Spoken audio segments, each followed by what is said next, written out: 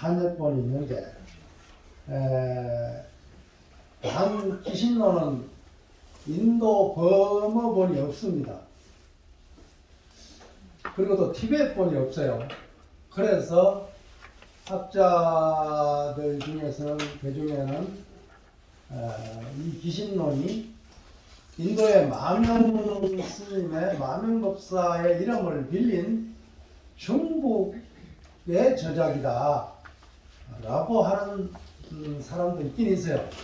그러나 뭐 그것은 중요한 문제는 아니기 때문에 일단 이 진제 스님과 실찬한타 스님의 그 번역본이 있는데 인도의 원본이 산스크리트 본이 없다 보니까 중국에서 찬술한 책이다 라고 말을 하기도 하지만 그건 정확한 말은 아니니까 그 정도로 여러분들이 이해를 하면은 될 것 같습니다. 그런데 이제 주로 이 진제 스님, 수나라 때 이 진제 스님의 번역본이 많이 유통이 돼가지고 지금 우리나라에서도 보고 있는 이 기신론도 전부 무제 때 초청으로 온 이제 진제 스님의 번역본을 가지고 유통되고 있다는 것을 아시고 이 실찬한다 스님의 번역본은 중국의 명나라 때 우익지옥이라고 하는 스님, 큰 스님이 계셨어요. 이 스님이 그 주석서를 쓴 책이 있어요. 근데 많이 유통되지는 않고 있기 때문에 어쨌든 그 정도만 여러분들이 이해를 하시면 되고 이 번역 그 진제 스님의 번역본에 대해서 이제 기신론의 어떤 그 주석서가 많이 등장을 하고 있는데 그 중에서 가장 유명한 주석이 여기 나와 있죠. 수나라 때 누구? 정영사에 계셨던 회원선사, 회원스님의 대성기신론 어소 2권으로 되어 있어요. 2권으로. 이것이 유명하고 이제 정영사 회원스님은 아주 유명한 스님입니다. 회원이라는 법명이 중국에 많이 나오기 때문에 이분은 정영사에 계셨던 회원 스님입니다. 회원 스님이 대성기신론 어소 2권을 지었죠. 그 다음에는 우리나라에 누굽니까? 원효 스님의 대성기신론 소와 아울러서 뭐? 소 2권과 대성기신론 별기. 그러니까 소가 있고 별기가 있어요. 요걸 합해가지고 지금 우리나라에서는 대성기신론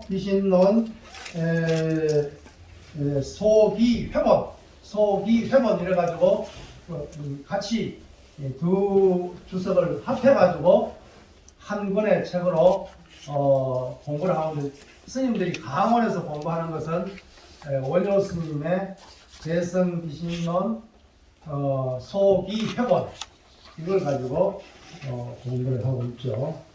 그리고 또 이제 당나라 때 누가 계시냐면 화엄종의 실질적인 창종자이지만은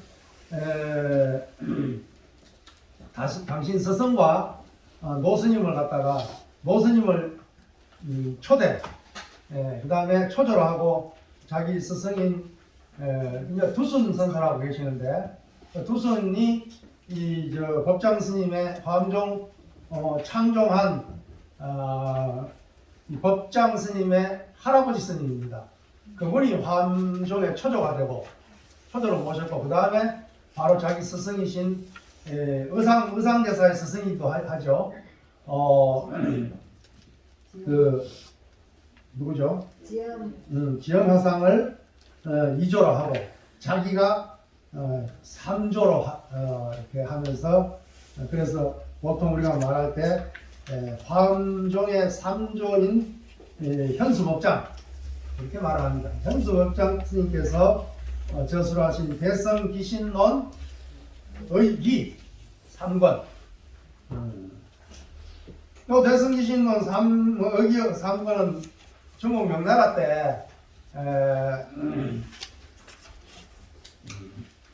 누구냐 하면은 뒤에 나오죠. 감산덕청이라는 분이 있어서 22쪽에 보면은 명나라 때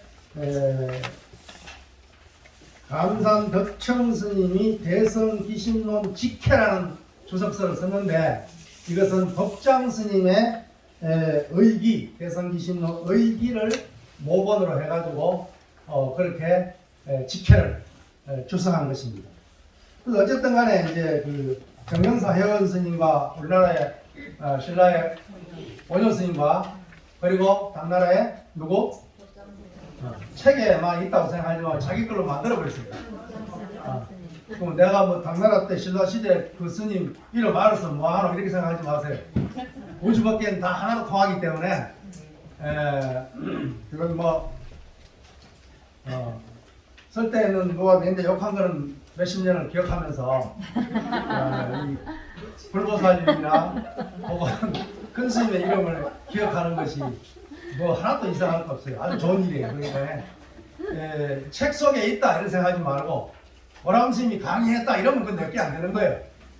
그냥 그 강의를 듣자마자 책을 보자마자 그냥 내게 돼버려야 되는 거예요. 왜 부처님 당시에도 보면은 부처님 계실 때 어떤 제자가 와서 부처님 하시는 법문을 듣고 바로 그 즉시에 아라한과를 정득했다 이런 법문이 있어요 없어요? 있잖아요. 그리고 중국 선불교에서나 우리나라 선불교에서도 조사 스님이 말씀 법문 하에 말씀 하에 바로 깨달았다. 은하 변오라는 말이 나온다 그죠? 처음 듣는 소리입니까? 은하. 공부니까. 그러니까 말씀 아래 이 말이죠. 말하자마자 말씀 아래 바로 변자예요. 바로 깨달았다 그 말이에요. 은하 변오 이런 말이 조사 그렇게 굉장히 많이 나옵니다. 이것은 뭐요? 조사의 법문, 조사의 말씀을 듣는 말씀 아래 듣자마자 바로 깨달았다 그 말이에요. 그럼 요즘은 왜 그러면 법문이 이렇게 많이 범람하는데도 그런데도 뭐 텔레비전 틀면 법문 어디만 가면 무슨 법문 무슨 강의 이렇게 많음에도 불구하고 아라한과를 정득한 사람도 없고 아라한은 고사하고 수다원과를 정득한 사람도 없고 또 은하의 변호 바로 말 안에 바로 깨달아 들어가는 사람이 왜 없습니까? 없는 이유가 여러분은 뭐라고 생각합니까? 네? 너무 많아가지고 정보가 많아서. 너무 정보가 많아서 그것도 하나 이유가 되긴 될 수 있겠죠.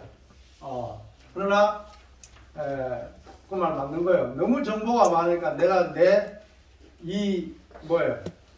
마음 속에 내 머리 속에 꽉 차가 있어요. 그렇죠. 과부하가 걸려가지고 꽉 차가 있어가지고 다른 것이 들어오면 전체로 들어오지 않고 하나의 n분의 1로 들어온다 그 말이에요. 이해됐습니까? 그것이 법문 그대로 전체가 나에게 담겨져야 되는 다가와야 되는데 그럼 바로 깨달을 수 있는데 나도 그런 용량이 되는데 불구하고 용량이 지금 오버돼 가지고 꽉 차가 있으니까 내라는 상이 꽉 차 있고 또 내 것이라고 하는 아와 아소가 꽉 차가 있기 때문에 또 분별심이 꽉 차가 있단 말이에요. 이원적 분별 속에 우리는 살고 있잖아요. 현대 교육이라는 것이 항상 이원적 분별 속에 사고하게 그렇게 만들어져 있어요.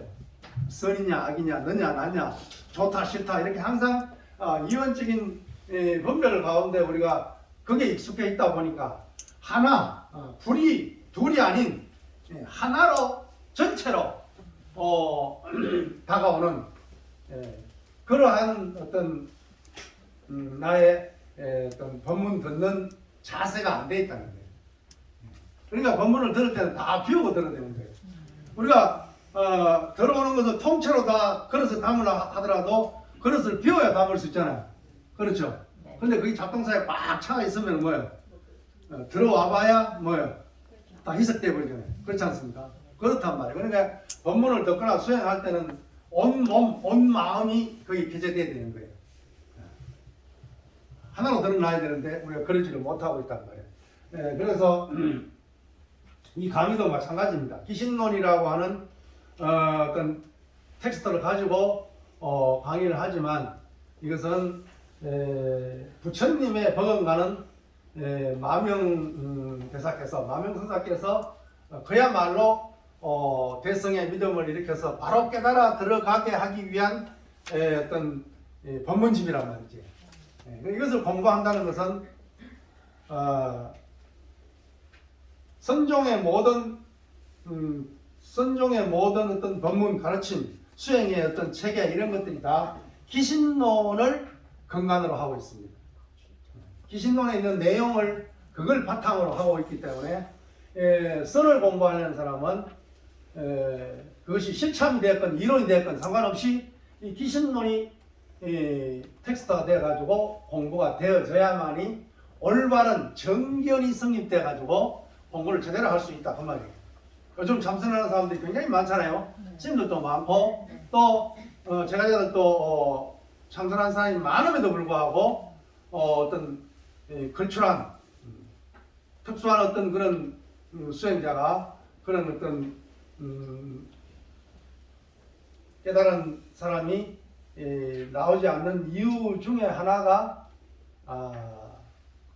정견이 서지 않는 상태에서 또 발심이 되지 않는 상태에서 공부를 하니까 수행을 하니까 이게 수행이 제대로 진전이 없는 거예요. 그래서 어떤 수행이 됐든 간에 불교 안에서 수행은 첫째가 정견이 있어야 됩니다. 불교에 대한 선에 대한 이 마음에 대한 본래 면목에 대한 정견이 딱 수립이 딱 되고 그 다음에 하나 또 보태야 될 것이 발심이 돼야 돼요. 발심이 정견과 발심이 딱 되면은 이미 방공부는 된 거란 말이에요. 공부가 수월해요. 그런데 이 공부를 해도 이게 뭐 화두가 되는지 안 되는지 뭐 일파사나가 되는지 안 되는지 이것이 진전이 없고 허지부지하게 되는 이유 중에 가장 큰 것이 바로 정견이 서지 않았고 정견이 확립되지 않고 그 다음에 발심이 진발심이 안 됐다. 발심 안 한 사람이 어디 있겠어요? 발심했으니까 여기 왔겠죠. 그러나 진발심을 해야 된단 말이에요. 그러니까 정견이 딱 서버리고 진발심을 딱 해버리면은 이 사람은 이미 반도인이요. 온계도인, 반계도인이란 말이 있거든. 온계는 하나 전체를 온계라 그러잖아요. 그죠? 그 온계도인은 그냥 완전히 그냥 참고를 해서 깨달은 도인이고 깨달은 사람이고 반계도인은 뭐예요? 반계도인은 반 깨달은 도인인데 이 반계도인에 근접해 가는 것이 바로 뭐예요? 정견 확립 발심. 정견과 발심. 그러니까 앞으로 강의 들으면서 기가 따갑도록 들을 내용이에요. 그러니까 이것은 기신론은 그야말로 수행과 깨달음에 대한 정견을 세우고 발심을 돈독히 하는 그러한 주석서입니다. 이 책이. 그러니까 이 공부를 그냥 하니까 한다 이런 마음으로 하면은 별 진전이 없고 어떻게 공부를 해야 될까요? 머리가 왜 해가지고 이제 살날이 얼마 안 남았는데 그래도 공부 한번 해보겠다고 우리가 귀한 생각을 내고 귀한 어떤 공부 모임에 왔잖아요. 네. 그러니까 이게 내 생애 마지막 용심을 하고 마지막 용기를 내 가지고 하는 마음 공부다, 선수행 공부다 라고 생각하고 그렇게 공부를 해야 되는 거예요. 그냥 공부해요. 저도 마지막 강의라고 생각하고 여러분도 마지막 내 생에 정말 뭐 또 다른 강의를 들을 수 있겠지만 앞으로도 시간이 또 있을 수 있겠지만 그러나 내 각오는 내 자세는 그런 마음으로 저는 그런 마음으로 강의를 할 준비를 이미 다 했어요. 여러분도 그런 마음으로 이 공부에 임해야 된다 그 말이에요. 이해됐습니까? 네. 그러니까 여러분들이 뭐 정견을 확립 안 했다는 말이 아니고 발심 안 했다는 게 아니에요. 그러나 제가 이렇게 정견 발심을 강조하는 이유는 정말로 확고부동한 정견이 확립돼야 돼요. 정견이 확립돼 버리면 화두 공부하기가 수월해요. 연불 참선하기가 수월해요. 알아차림 명상하기가 훨씬 그냥 수월한 게 아니라 공부가 반친척이 돼버립니다. 다시 말하면 반대동이 돼버린다 그 말이에요. 그러니까 정말 그런 마음 자세로서 우리가 공부에 임해야 된다.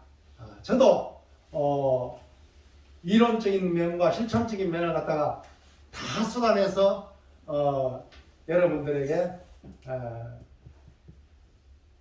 드린 바 없이 드리려고 그렇게 힘을 쏟겠습니다. 그러니까 그렇게 해서 혹시 이제 우리 1년 안에 이제 언어 변호가 될지 바로 아람바를 정착할지 이제 그런 마음으로 우리가 해야 된다 그 말이죠.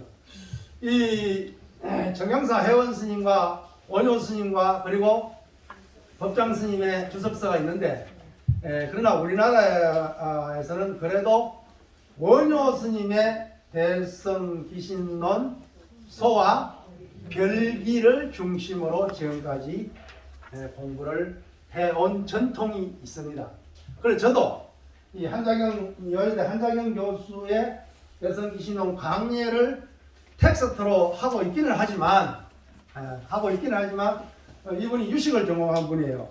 그리고 독일에 가서 칸트를 전공해 와가지고 동국대학에서 유식을 공부를 해서 아주 저명한 학자죠. 저하고도 굉장히 친분이 깊은 학자이신데 이 한자경 교수님이 이 여러 스님들과 여러 학자들이 대성기신론에 대한 책을 내놨는데 그 중에서 제가 보니까 그래도 한자경 교수가 유식에 정통하시고 실지도 실참 참선도 하시고 또 서양 철학의 칸트도 전공하시고 여러 가지 면에서 어떤 대성기신론 이 강의가 우리 처음 공부하는 사람들에게는 굉장히 유효하겠다는 그런 생각이 들었어요. 제가 여러 책을 살펴본 결과 그래서 이것을 텍스트로 하되 그러나 어떤 큰 줄거리는 원효 스님의 뭐라고요? 네, 그렇죠. 여러분들이 이제 강의 반은 여러분들이 하는 겁니다. 반이 여러분하고 반 제가 하고 그렇게 해야 되는 거예요. 그래서 원효 스님의 대성기신론 소와 별기를 중요한 어떤 그 흐름으로 삼아서 공부를 해 나가도록 하겠습니다. 그래서 원효 스님이 대성기신론의 종지를 이렇게 설명했습니다. 종지라 그러면 뭐 핵심 가르침 뭐 이렇게 이해를 하면 돼요. 이 종지를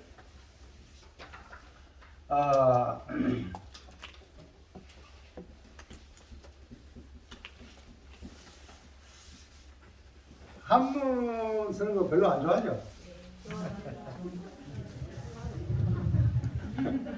저도 별로 안 좋아하는데 그래도 이제 이게 한문으로 되어 있기 때문에 종이로 쓸 거예요. 그러니까 모르면 그냥 그리세요. 그냥.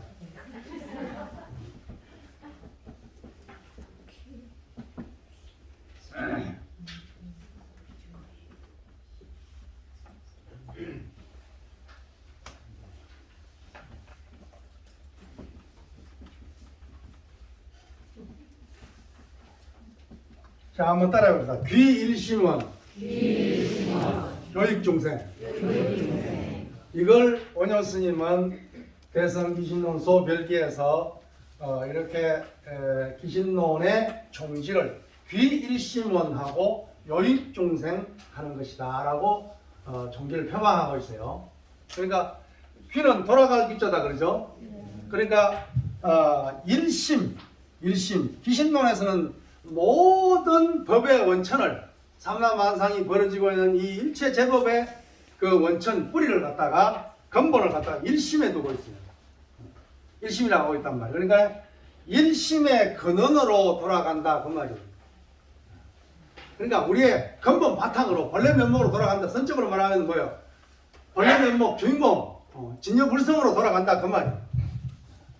본래 거기서 나왔으니까. 그래서 귀일심을 하고 그런 거 귀일심을 하는 것은 이것은 중국 선종의 어떤 용어로 말하면 이건 변성성불을 말하겠다 그죠? 그렇죠? 변성성불을 이야기합니다. 성품을 모아서 부처를 이룬다 그 말이에요. 이건 선종이고 선종의 종지에서 말할 때 하는 것이고 근데 이 견성성불 이전에 설하고 있는 것이 직진심을 설하고 있다 그죠? 선종에서는 그렇죠.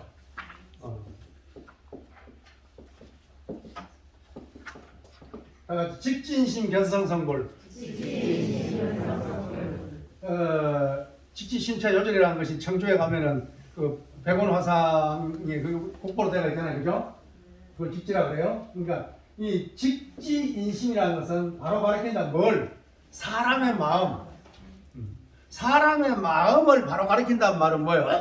사람의 마음이 인심이 불심이다 그 말입니다. 사람 마음을 떠나가지고 부처가 없다. 그러니까 적심시불이라는 말을 들어봤죠. 마음이 부처라고 하는 그 말이 바로 이 직진심에서 나온 말입니다.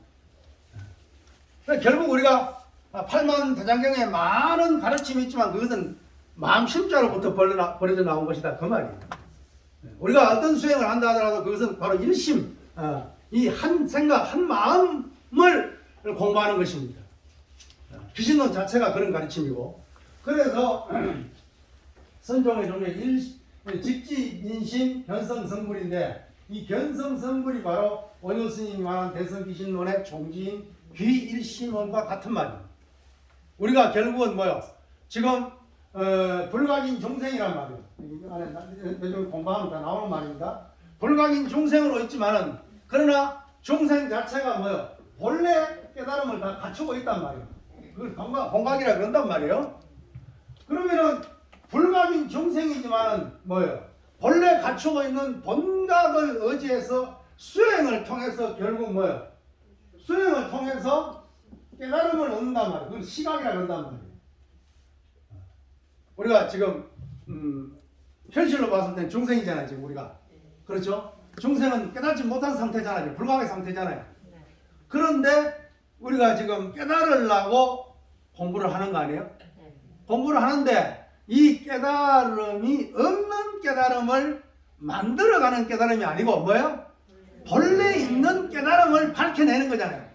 밝혀내기 위해서는 어떻게 되겠습니까? 일심의 근원, 깨달음의 본체, 본각으로 돌아가면 되잖아요. 그렇죠?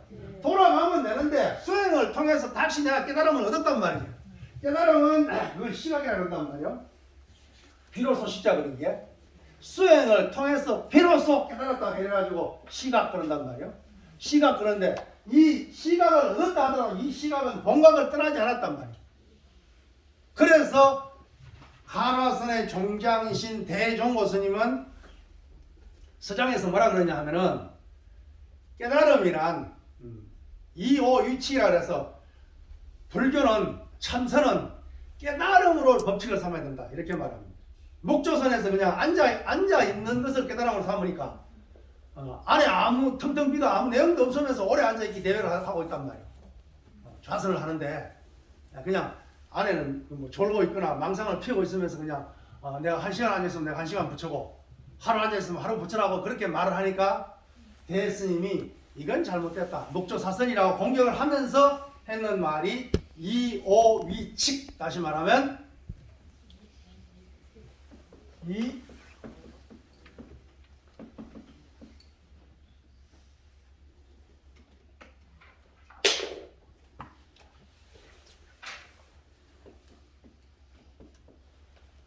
깨달음으로 법칙을 삼는다. 깨닫지 못한 참선은 참선이 아니다. 선이 아니다. 이렇게 말하는 거예요. 이해됐습니까? 이 위치인데 이 깨달음을 설명할 때 어떻게 설명하느냐 하면은 시각과 본각이 합치되는 것이 깨달음이다. 이렇게 말하고 있어요. 이해됐습니까? 내가 열심히 수행해서 깨달음을 얻은 것을 시각이라고 한단 말이에요. 시각인데 불각인 중생이 수행을 통해서 시각을 얻었단 말이에요. 시각을 얻었는데 이 시각은 뭐예요? 새로 만들어낸 깨달음이 아니고 본래 있던 본각에 합치된 거라고 그 말이에요. 본각을 밝힌 것에 불과하다 그 말이에요. 그렇기 때문에 대스님은 시각과 본각이 합치되는 것이 그것이 깨달음이다 이렇게 말하고 있는 거예요. 이해됐습니까? 그래서 우리가 불교에서 부파불교 시대 중국에서 인도에서 부파불교가 많이 생기고 이렇게 했을 때에 가장 큰 이유가 뭐냐? 큰 것 중에 뭐냐면은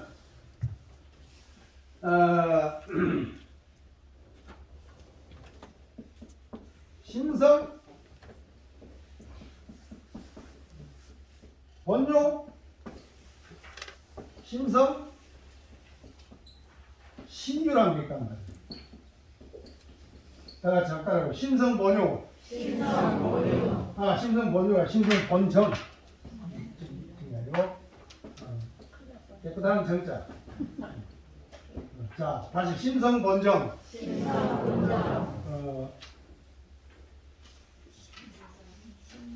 심성 번정이 아니라 시정이 아니라 부정. 자, 심성 부정. 그러니까 사람의 마음의 성품이 본래 청정하다는 거예요. 이렇게 보는 파가 있는가 하면은 심성이라는 것은 본래 깨끗한 게 아니다. 이것은 이제 쉽게 이해하면 성선설과 성악설로 이해하면 돼요. 사람은 본래 착한 것이다. 아니야, 본래 악한 거야. 이렇게 말하는 거와 비슷한 거예요. 심성론으로 볼 때 그 심성이 사람의 성품, 마음의 성품이 본래 청정하다 라고 보는 거 심성 본정설이라고 그러고, 아니야, 심성은 부정해. 깨끗하지, 청정하지 않아. 부정해 라고 주장하니까 이것이 이 유부란 말이에요. 유부. 길게 말하면 설일체유부라 그래요. 설일체유부는 유부라 그러고, 이걸 대중부라 그래요. 대중부에서는 심성 본정설을 주장하고, 설일체유부에서는 심성 부정설을 주장한단 말이에요. 그러니까 심성이라는 것은 이게 이제 옛날 대성불교로 오면 어떻게 이것이 전승이 되느냐면 심성 본정설은 불성 본유로 된단 말이에요. 불성 본유, 불성 시유 이렇게 된단 말이에요. 그러니까 심성이 본래 청정하니까, 청정하다고 한 부파불교 대중부의 사상은 나중에 대성불교에 오게 되면 어떻게 바뀌냐면 불성은 부처의 성품은 본래 갖추고 있다 이 말이에요. 불성 본유. 내 안에 누구 있다? 뭐 연속국에서 내 안에 너 있다 그러잖아요. 그래요. 내 안에 너 있다고 했을 때 내 안에 불성을 갖추고 있다는 불성 본유란 말이에요. 그건 심성이 번정하기 때문에 가능하단 말이에요. 그런데 심성 부정 사상이 어떻게 발전되냐면 불성 시유로 발전된단 말이에요. 불성은 본래 없는데 내가 수행을 해서 비로소 있게 된다 그 말이에요. 불성을 만들어야만이, 수행을 해가 닦아야만이 불성이 있게 된다라고 하는 거 불성 시유라고 그래요. 이해됩니까? 그러면 불성 번유, 이것이 중국 불교로 오게 되면 불성 번유 사상은 도노 사상으로 발전하는 거예요. 다 같이 도노. 도노는 무슨 말이에요? 우리말로 하면 단박에 깨닫는다 그 말이에요. 심성이 번정하고 불성이 번유, 본래 갖춰져 있기 때문에 수행을 통해서 단박에 깨달을 수 있단 말이에요. 이해됐습니까? 그런데 불성이 부정하면 심성이 부정하기 때문에 불성은 수행을 통해서 만들어야만이 있다라고 하는, 이것은 뒷날 점수 사상으로 바뀐다는 거예요. 다 같이 번호, 점수. 그래 되면은 이제 우리나라 이제 보조 스님에까지, 성철 스님에까지 연결되는 말이 되겠다, 그죠? 그건 뭐 뒷날 또 하도록 하고, 어쨌든 간에 이런 입장에서 보면은 결국 우리가 이 대중부 계통의 심성 본정, 이것은 북방 전통으로 내려오고, 북방 불교, 우리나라, 중국, 일본, 베트남, 티베트 이 북방 불교라고 해요. 북방 전통은 바로 이 전통입니다. 불성 번유, 그 다음에 신성 번정, 불성 번유, 도노적인 청면 이렇게 전통을 내려온단 말이에요. 신수 스님을 반경해서 그렇게 굳이 비판하려고 하는 이유도 이렇게 사상적인 뿌리가 이렇게 깊단 말이에요. 어떤 정수적인 부분이 들어가 있기 때문에 그렇다고 해서 우리가 뭐 점수를 폄하할 필요는 전혀 없고 나중에 공부를 하다 보면 이제 다 이해가 되겠지만 어쨌든 간에 결국은 뭐요? 이 북방 전통은 본유, 불성 본유적인 요소가 강하고 저 남방 스리랑카, 미얀마, 태국, 인도, 뭐 라오스 이쪽 계통은 이 상자부 계통은 바로 설일체유부 계통이란 말이에요. 상좌부라고 하기도 하고 이게 이제 대중부, 상좌부 중에서 가장 어떤가는 부파가 설일체유부란 말이에요. 그래 줄여가지고 유부라고 그런단 말이에요. 그러면 결국 뭐예요? 지금 우리나라에서 수행되고 있는 윗바사나 수행 전통은 어디 계통이겠습니까?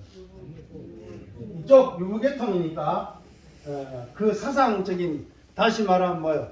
알아차림이라고 하는 것은 뭐예요? 알아차림이라고 하는 것은 결국은 유무의 입장에서 봤을 땐 유에서 출발하는 거잖아요. 알아차림이 일단 있으니까. 그러나 북방 전통의 가나선이라든가 묵조선이라든가 연불선이라든가 이 다른 여타 수행법은 무의 입장에서 공의 입장에서 출발한단 말이에요. 번뇌망념이 일어나면 일어나는 걸 알아차리라 그러잖아요. 알아차리는 것은 번뇌망념을 인정합니까? 인정하지 않습니까? 인정한단 말이에요. 인정하면서 그걸 알아차리라 그 말이거든. 그렇잖아요. 그러면 반면에 이 북방 전통은 뭐예요? 번뇌망념이 일어나지만 이것은 본래 공한 것이야. 본래 없는 것이야. 라고 출발한단 말이에요. 그래서 송산 스님 미국에 가지고 가르칠 때 only don't know라고 말하는 말이 그 말이란 말이에요. 오직 모를 뿐이라는 것은 뭐 일체가 다 공하다는 입장에 출발한다. 그 말이에요. 이해됐습니까? 네. 그러니까 이 수행 전통이 이렇게 다르단 말이지. 다른 입장에서 봤을 때 원효 스님이 파악했을 때는 귀신론을 갖다가 귀일심을 하고 마음의 근본 바탕으로 돌아가고 일심의 근원으로 돌아가고 거기에 끝나버리면 견성성불 직진신 견성성불밖에 안 된단 말이에요. 중국 선종에서 내용적으로는 교육중생을 적극적으로 하고 있지만 그러나 수행적인 면에서는 뭔가 수행 중심에 참선 중심에 경도되어 있는 게 사실이란 말이에요. 다시 말하면 수행과 교화라고 하는 두 수레바퀴를 우리가 불교의 어떤 온전한 모습으로 상정을 했을 때 선종이 직진신 견성성불이란 저 말 속에는 광도 중생, 널리 중생을 제도하는 그쪽보다는 뭐예요? 뭐가 더 중요시 여기고 있어요? 깨달음, 수행을 해서 깨달아야 되겠다는 그게 더 강하게 작동되고 있다 그 말이에요. 이해됐습니까? 그래서 오늘 선방에 있는 스님도 내가 깨닫지 못했는데 뭘 내가 나와가지고 법을 살아하느냐 중생을 제도하느냐 이런 의식이 지배하고 있는 그런 내용이 바로 이와 여기에 깊은 연륜을 가지고 있다 그 말이에요. 이해됐습니까? 부처님은 분명히 뭐야 수행과 교화의 지혜와 자비의 두 수레바퀴를 풀리라고 분명히 이야기하고 있단 말이에요. 그런데 원효 스님은 특이하게도 귀일심은 견성성불에다가 뭐예요? 요익중생을 갖다 붙인 거예요. 요익중생은 뭐예요? 중생을 이롭게 한다 그 말 아니에요? 풍요롭게 이롭게 한다 이롭게 한다 그 말이거든.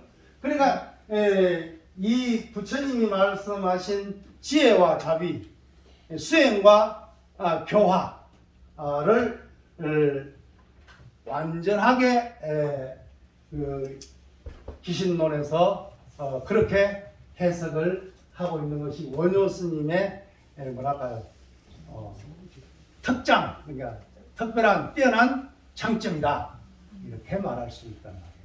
물론 그래서 제가 중국에서 유학을 하고 돌아와가지고 직지인신 견성성불이라고 되어 있는 선종의 종지를 갖다가 원효 스님의 여익중생을 갖다 붙여가지고 내가 선종의 종지는 견성성불과 동시에 여익중생이라고 제가 말을 하기 시작했단 말이에요.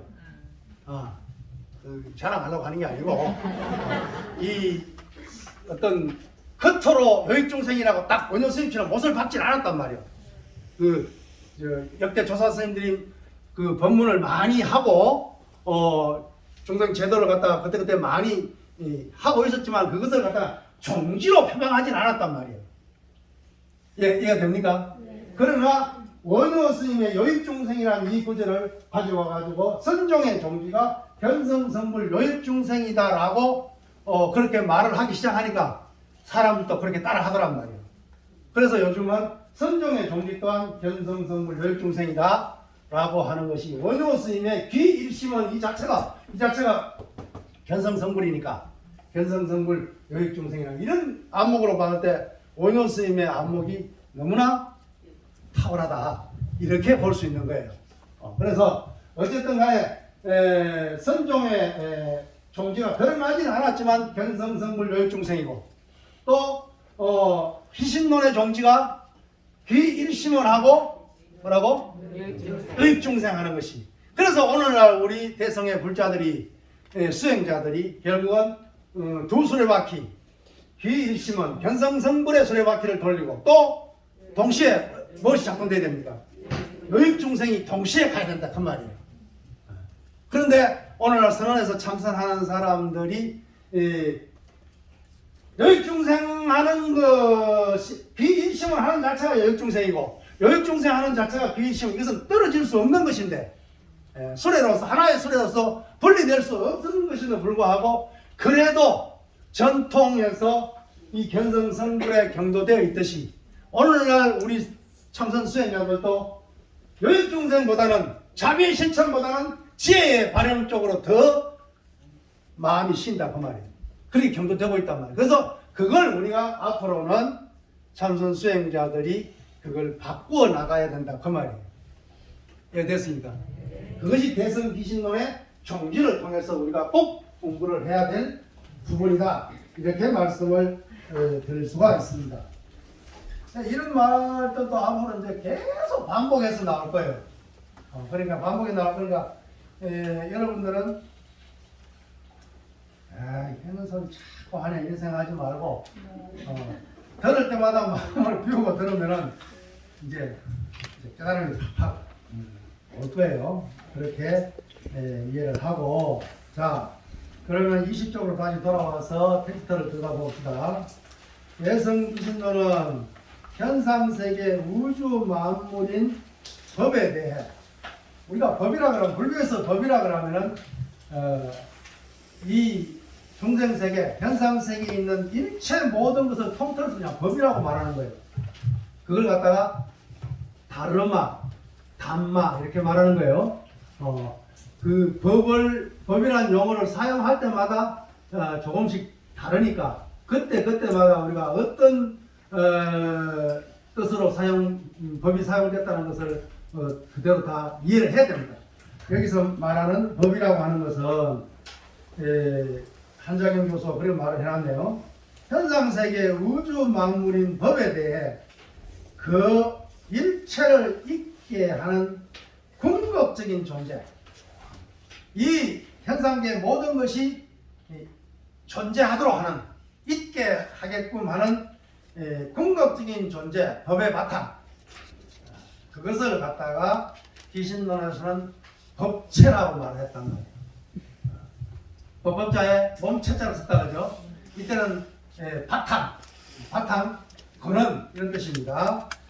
법체라고 부르고 그 법체를 참으로 그러하다, 진실로 그러하다, 진짜 그러하다 라는 의미에서 진여라고 표현했단 말이에요. 혹은 진여법신이다 이렇게 표현했단 말이에요. 그러니까 우리가 불교의 용어를 잘 알아야 됩니다. 현대인들이 불교를 어려워하는 이유가 용어가 어렵기 때문에 어려워하는데, 그래서 어떤 스님들이나 어떤 학자들은 그것을 불교적인 용어를 벗어나서 현대적인 용어를 쓰려고 노력을 많이 합니다. 그러면 처음 접하는 사람들에게 좀 용이하게 불교에 접근할 수 있는 그러한 편의점이 있는 반면에, 또 한편으로는 뭐예요?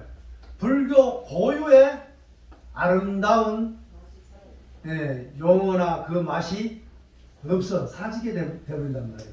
그러니까 이게 이래도 저래도 다 장단점이 있어요. 우리는 그래도 문외한이 아니고 귀신론 정도를 공부를 하려고 하는 수성한 수행자들 입장이라고 한다면 용어를 회피하지 말고 용어를 통해서 그 안에 내재되어 있는 깨달음을 캐치해내는 그러한 어떤 입장에서 공부를 하면 좋겠다, 이렇게 말씀드리고 싶습니다. 진여법신이라고 그런다. 기신론은 이 현상세계 우주 만물 일체 경계가 모두 다 진여의 발언이고,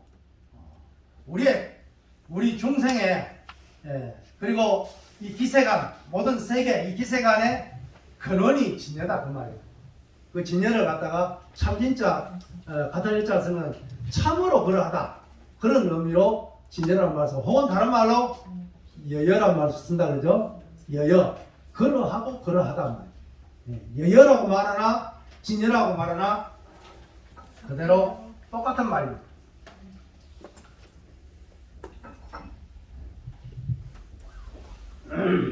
진여의 발현이고 드러남이고 표현이라는 것을 논하는 논지이다, 논서이다. 한마디로 진여 자체와 진여의 드러난 현상적인 모습, 진여 자체를 갖다가 진여의 그 바탕 그 자체를 갖다가 체라고 했다면 체, 엄체자를 썼다 그러죠. 그리고 그 진여가 밖으로 드러나면은 어떤 모습이 있을 거 아니에요. 밖으로 드러나는 모습, 현상적인 모습, 그걸 상이라, 모양 상태로서 상이라고 했단 말이에요. 이해가 됐습니까? 그러면 그 바탕과 그 상은 분명히 그 작용이 있겠어요, 없겠어요? 작용이 있겠죠. 그 작용을 뭐라 그랬다고? 용이라 그랬단 말이에요. 그래서 진여의 최상용을 밝히는 논서가 바로 뭐라고? 그래서 귀신론이다 그 말이에요. 이해가 됐습니까? 여기까지는 다 이해가 됐습니까? 그래서 내가 자꾸 묻고 이렇게 다짐하고는 여러분들 초등학생으로 봐서 그런 게 아니고 그런 게 아니고 정말 마음에 심어야 되고 그 심어지는 그 마음마저도 공함을 깨우쳐야 되기 때문에 자꾸 다짐하고 묻고 좀 그렇게 하는 거예요. 그러니까 그걸 갖다가 무슨 우리를 갖다가 몰랐구나 이렇게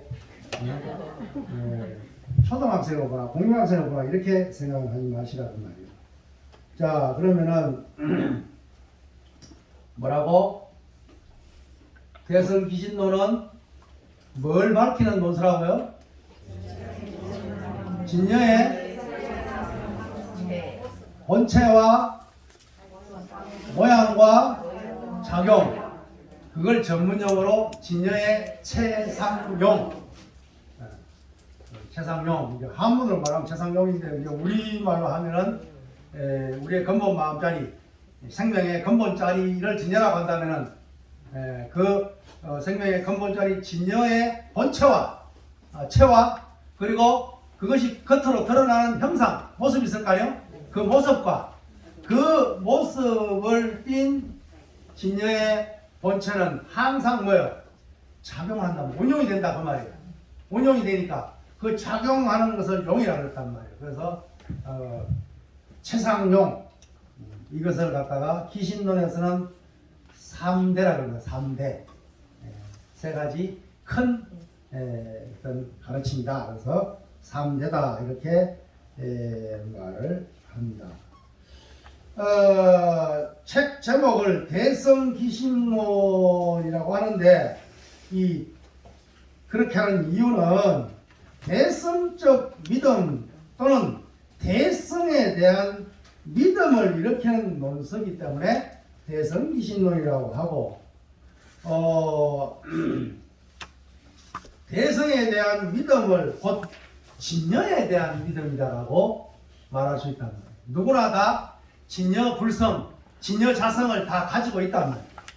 가지고 있다는 그 믿음을 확고부동하게 하기 위한 것이다 이 말이죠. 기신론은 독자로 하여금 진여에 대한 믿음을 일으키게 하기 위해서 쓰여진 책이다. 우리가 발딛고 사는 이 현상세계가 진여법신, 진여불성 같은 말이다 그죠?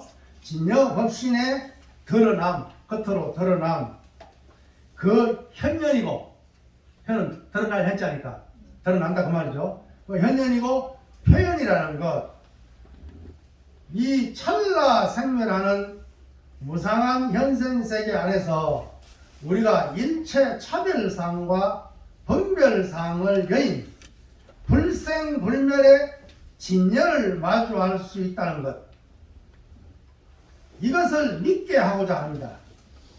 그렇다면 이 믿음이 갖는 의미가 도대체 무엇인가?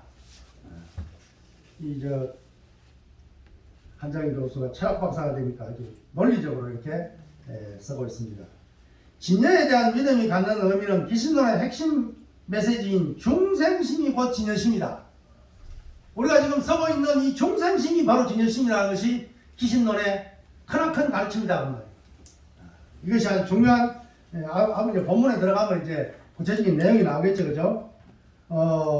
진여의 마음인 진여심은 곧 중생심, 바로 나의 마음 이외에 다른 것이 아니다. 내 마음이 지금 쓰고 있는 마음이 중생심인데, 이 중생심이 바로 진여심이라는 것을 알게 해주기 위해서, 깨우치게 해주기 위해서 이 대성기신론이 쓰여졌다 그 말이에요. 다른 말로 하면 내가 본래 부처님을 깨우치게 해주기 위해서 이 기신론을 쓰고 있다, 이렇게 말을 할 수가 있단 말이에요. 자신이 현상세계 일체 만물의 근원이고 중심이라는 것, 내가 살면 우주가 살고 내가 죽으면 우주가 죽는다는 것을 믿는다는 것이다. 그래서 이 믿음을 통해서만이 우리는 나 자신뿐 아니라 일체 중생, 모든 생명 그 자체가 진여이며 우주의 중심이라는 것, 결국 현상세계의 모든 존재가 그대로 진여법신에 나타남, 현현이요 열애의 나툼이라는 것을 믿게 된다. 이 말은 바로 중생이 바로 본래 부처님을 믿게 하는 거다. 다른 말로 하면 중생이 바로 신이다, 이렇게 말할 수 있는 요소다 그 말이에요. 이해가 됐습니까? 자, 그러면은 그리고 이 믿음을 통해서만이 우리는 나를 살리고 일체 생명을 살리는 길이 있고 대성보살의 길로 나아가게 되는 것이다. 기신론은 바로 이러한 대성적 믿음을 일으키기 위해서 논술되어진 책이라는 것을 알 수가 있더라. 자, 그러면 대성기신론이 쓰여진 어떤 그 시기를, 마명스님의 시기를 두고 그 이전에 전개되어 온 불교의 가르침들을 갖다 간단하게 좀 살펴볼 필요가 있겠다, 그죠? 한 교수는 지금 그렇게 하고 있습니다. 22쪽에 보면은 대성기신론 사상의 불교사적인 의미가 기술되어 있습니다. 그럼 먼저 이제 초기 불교를 우리가 살펴봐야 되겠죠. 초기 불교의 가르침은 가장 중요한 가르침이 여러분들은 뭐라고 생각합니까? 예? 초기 불교의 핵심 가르침이 뭐라고 생각해요? 예? 뭐야? 또 뭐만 이야기했어요?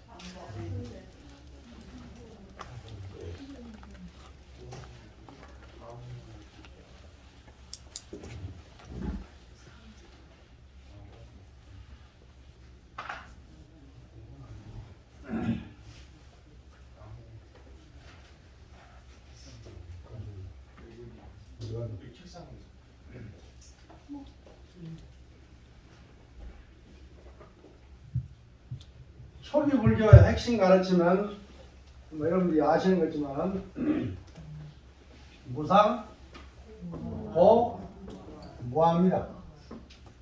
이것은 그래서 이걸 갖다가 우리는 삼법인이라고 이야기하죠. 그죠? 다 아는 이야기다, 그죠? 이 인자는 도장 인자라, 도장 인자. 그러니까 도장을 팍 찍으면 변함이 없다 그 말 아니에요? 그래, 이건 변할 수 없는 진리다 그 말이에요. 변할 수 없는 세 가지 진리다. 그죠? 무상은 보통 우리가 재행무상이라고 말한다, 그죠? 이게 재행무상이라는 말이 무슨 뜻이에요? 모든 것은 끊임없이 변한다 그 말이에요. 변하지 않는 것은 하나도 없다 그 말이에요. 그래서 일체 모든 것이 다 끊임없이 항상 하지 않는다니까 변한다 그 말이에요. 변한다. 그 다음에 무한은 뭐예요? 제법 무한은 뭐예요? 제법 무한은 것은 일체 모든 것에 내라고 할 만한 고정된 실체가 없다 그 말이에요. 초기 불교에서는 주로 오온무화를 이야기하고 있다, 그죠? 오온무화, 오온은 색수상행식. 색은 물질, 뭘 말하면 몸을 말한다, 그죠? 수상행식은 뭐예요? 이건 마음작용을 이야기하고 있는 겁니다, 그죠? 몸과, 몸은 물론 물질이겠죠? 몸과 마음, 몸으로서 나를 삼고 마음으로서 나를 삼는 이러한 오온에 대해서, 이 오온에 내라고 할 것이 아무것도 없다 그 말이에요. 우리는 은연중에 뭐요? 내라고 했을 때 이 내 몸이 무슨 나로 대변될 수 있다, 그죠? 내 몸이. 그리고 또 뭐가 있어요? 내 생각, 내 마음. 내 마음이라고 하는 것이 이 몸이라는 것을 갖다가 이제 12척에서 이야기하면 6권에서 이야기하면 뭐예요? 안입이 설신이라는 말이에요. 안입이 설신으로 이렇게 이야기하고 여기서 수상행식이라고 했지만 안입이 설신어라는 말이에요. 정신작용이다 그 말이에요. 그러니까 몸과 마음 이것이 곧 무하다. 이 안에는 나라고 할 것이 없다 그 말이에요. 그런데 우리는 뭐예요? 나라고 생각하고 있단 말이에요. 그래서 더 나아가면 이제 여기서 이제 불교가 더 나아가게 되면 나중에 유식까지 나아가면 푸드갈라랑이 나와요. 푸드갈라라는 것은 그건 이제 우리말로 옮기면 이제 업식이라고 해요. 업식이 곧 나라고 그렇게 얘기가 된단 말이죠. 이게 뒤에 이야기하기로 하고 어쨌든 간에 여기서 재무상과 제법 무한데 진리 자체는 법인 자체는 무상이요 무한데 그러나 우리 총상심은 뭐예요? 변하지 않기를 바라잖아요. 그래요. 우리 신랑이 나를 향한 사랑이 생생생생 변치 않기를 바라고 있잖아요. 그렇잖아요. 또 내 품 안에 있는 자식이 내가 너를 죽을 때까지 내 자식으로서 효를 다하는 자식으로서 변하기를 바라요? 안 변하기를 바라요? 안 변하기를 바란단 말이에요. 그러니까 진리와 재무상이라고 하는 진리와 내가 바라는 욕망과 서로 충돌합니까? 충돌 안 합니까? 충돌한단 말이에요. 욕망과 진리가 충돌하니까 그게 발생되는 게 뭐예요? 일체계보란 말이에요. 일체가 다 고통으로 드러난다 그 말이에요. 내가 바라는 바와 내가 희망하는 바와 진리 자체가 그런데 우리 이제 변하는 것이 당연한데 그렇잖아요. 뭐 금은물이 팥불이 되고 이렇게 말을 하더라도 그 속에는 다 변화한다고 해서 인정하면서 그 말을 듣고 있다 그러죠. 그래 그런 다짐을 하고 있는 거 아니에요? 그렇단 말이에요. 그런데 이 진리 자체와 내가 바라는 욕망의 세계가 서로 충돌하니까 거기에 다 고통으로 생긴다. 그래서 부처님은 사성제 네 가지의 거룩한 진리 가운데 고로부터 출발한다 그죠? 그래서 불교는 고로부터 출발하는 거예요. 요즘 젊은 애들 물어보면 왜 인생이 고냐? 젊어 죽겠는데 이런 말 한단 말이에요. 그거는 잠시의 즐거움이지. 그렇죠? 다시 말하면 고와 낙이 있기는 있지만은 이 낙이 언제든지 고로 변할 수 있는 낙이다 보니까 부처님은 이 낙을 진정한 낙으로 보지 않고 고로 봤단 말이에요. 그래서 불교는 고로 출발한다. 그래서 고진멸도란 말이 그 말 아니에요? 고의 괴로움, 그 괴로움도 그냥 일체가 다 괴로워. 왜 즐거움이 있는데 일체가 다 고라 그랬냔 말이에요. 분명히 즐거움이 있는데 그렇잖아요. 그런데 왜 일체가 고통이라고 부처님은 그렇게 정의를 해버렸느냐? 그것은 이 즐거움은 뭐예요? 열반낙, 다시 말해 절대적인 즐거움이 아니고 상대적인 즐거움에 있기 때문에 언제든지 뭐예요? 고로 변할 수 있는 낙이니까 그 원천의 입장에서 봤을 때 부처님은 일체가 고라고 그렇게 보고 있는 거란 말이에요. 낙이 없다는 소리 아니에요. 행복이 있단 말이에요. 그러나 일상에 행복이 있단 말이에요. 없다는 거 아니에요. 그러나 그 일상의 행복은 뭐예요? 불행으로 바꿔질 수 있는 그런 요소가 항상 그 속에 갈무리 되어 있단 말이에요. 그러니까 그 일상의 행복을 부처님은 저질적인 행복이라고 했단 말이에요. 이해됩니까? 그러나 절대적인 행복, 이걸 갖다가 구경 행복 혹은 완전한 행복이라고 얘기했단 말이에요. 이건 열반낙이란 말이에요. 부처님은 열반을 어떤 불교 수행의 최고의 목적으로 봤단 말이에요. 깨달음조차도 열반을 성취하기 위한 하나의 수단으로 봤단 말이에요. 선방에서 깨달음 제일이라 하지만은 그렇지만 깨달음마저도 뭐? 열반을 성취하는, 열반을 정득하는 그러한 도구로 봤단 말이에요. 그래서 이 고란 말이 일체가 다 고통이다. 그래서 무상고무아를 삼법인이라 한단 말이에요. 그런데 이것은 중생의 입장에서 봐서 무상과 무아를 무상이 유상하기를 바라고 또 무아도 마찬가지야. 이 나라고 하는 실체가 없는데 우리 중생은 뭐예요? 몸과 마음을 나라고 여기고 내란 것이 무엇이 있다고 생각하고 모든 것을 대하고 있단 말이죠.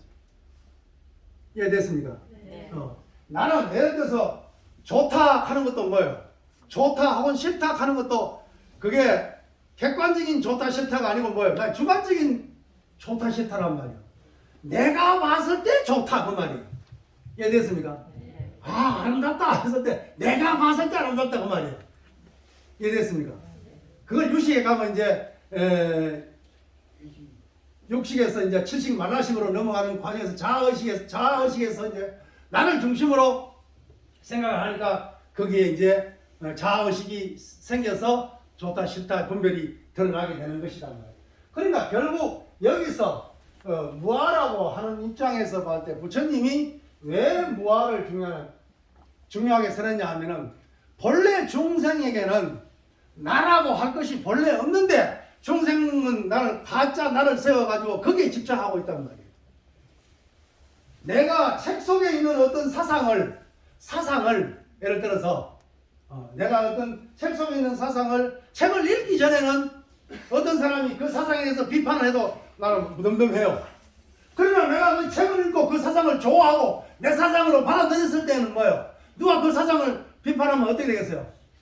싫어하고 공격을 하겠죠. 그래 안 그래요? 마찬가지예요. 이 식물이 밖에서 존재할 때는 이게 내 몸이 아니잖아요. 근데 이 식물이 입을 통해서 내가 들어가 소가 돼버리면 뭐예요? 이건 나로 생각이 돼버린단 말이에요. 이해됐습니까? 그러니까 결국 무아 나라고 할 것이 없음에도 불구하고 우리 중생들은 나를 세운다 그 말이에요. 세워가지고 그 나를 중심으로 모든 세계를 바라보고 모든 것을 이해하려고 하기 때문에 거기에서 번뇌망념이 생긴다. 그래서 결국 진리는 무상하고 무한한데 그러나 우리 중생의 입장에서는 뭐예요? 제 행이 유상하기를 바란단 말이에요. 항상 하기를 바란다 그 말이에요.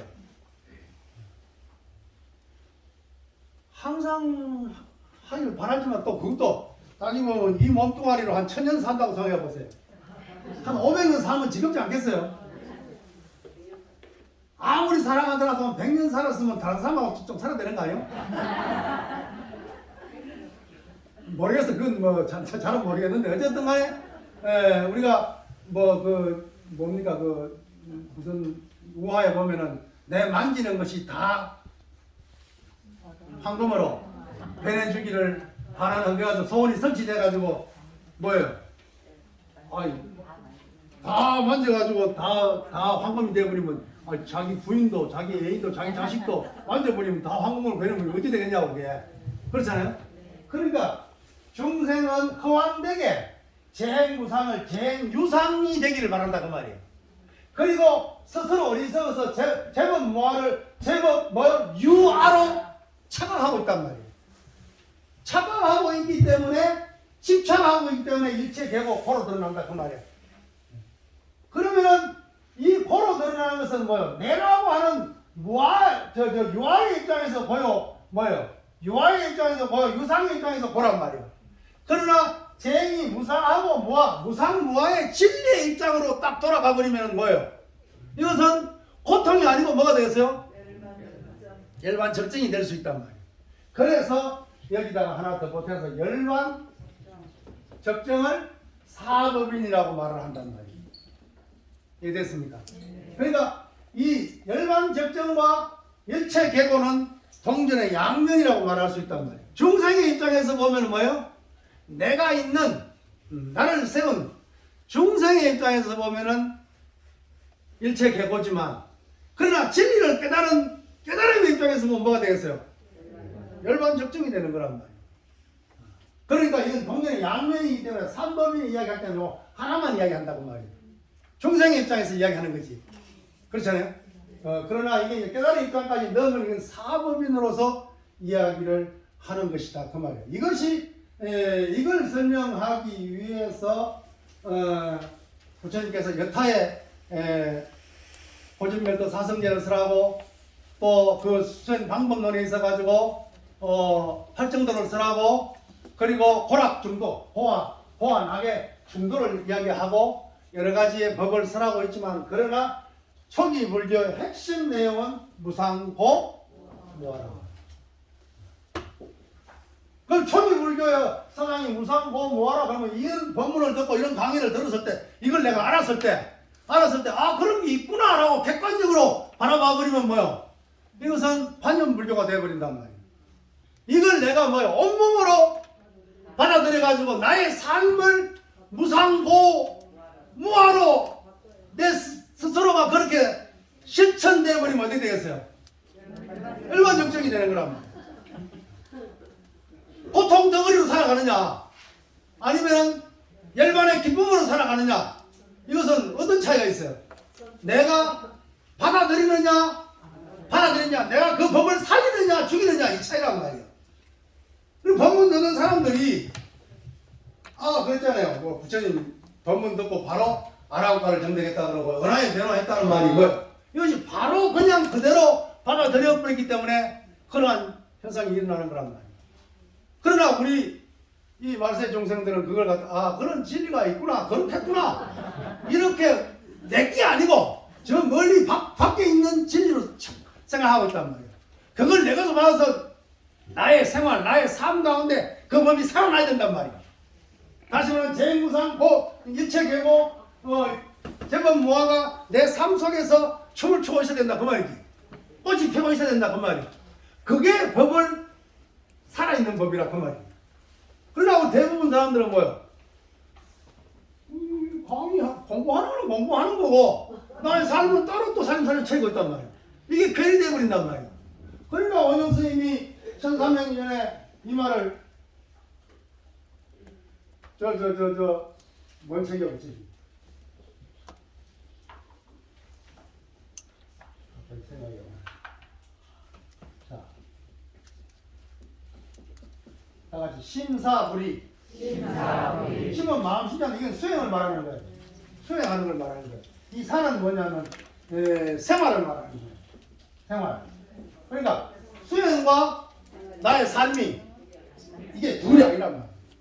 그래서 수행을 떠나가지고 뭐 달리 선방에 가 참선하고 법당에 가서 염불하고 이렇게 생각을 해보면 이 괴리가 생겨버리니까 진전이 없는 거야.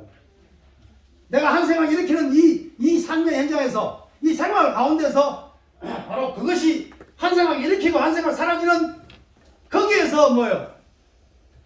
바로 진리가 체득돼야 된단 말이에요. 그러면은 한국 불교의 모습도 달라지겠죠. 그래서 이것이 이제 초기 불교에서 가장 중점적으로 뭐 쉽게 말하면 뭐랄까요? 초기 불교의 엑기스다 이렇게 보면 되는 거예요. 뭐 초기 불교의 가르침을 내가 실천하려면 요 3법인 4법인 요걸 갖다가 내가 실천에 옮기면은 내 스스로가 초기 불교의 현현이란 말이에요. 초기 불교가 걸어다니고 있네 지금. 초기 불교 여기 앉아 계신단 말이에요. 여러분 가는 데마다 초기 불교가 살아나는 거예요. 그렇잖아요.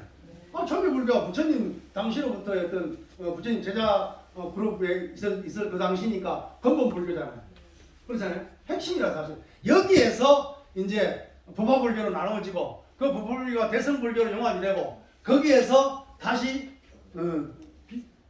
대성불교에서 중간 반야 중간이 나오고 거기에 또 유식이 나오고 좀 더 나아가면 밀교가 나오고 좀 더 나아가면 정토가 나오고 그리고 중국을 건너면 선종이라는 것이 성립되고 그 선종의 여파로서 우리나라에서 선불교가 진행이 되고 그런 연장선상에서 우리가 2500년이 지난 지금도 우리는 이신론을 가지고 이런 이야기를 하고 있는 거란 말이에요. 시간으로 봤을 때 시간을 하나로 꿰뚫어 버리면 부처님 당시가 영산회상이 부처님 계실 때만 영산회상이 아니라 여기에 부처님 설한 초기 불교의 이 근본 종지의 가르침이 여기에 살아있다고 한다면 여기에 영산회상이다 그 말이에요. 그래서 부처님은 법화경에서 나는 영산에서 영축산에서 영원히 머물 것이다 이렇게 말하고 있단 말이에요. 우리가 지금 부처님으로서 지금 머물고 있는 거란 말이에요. 이해됐습니까? 네. 지금 몇 시에요? 25분이에요. 2시 25분.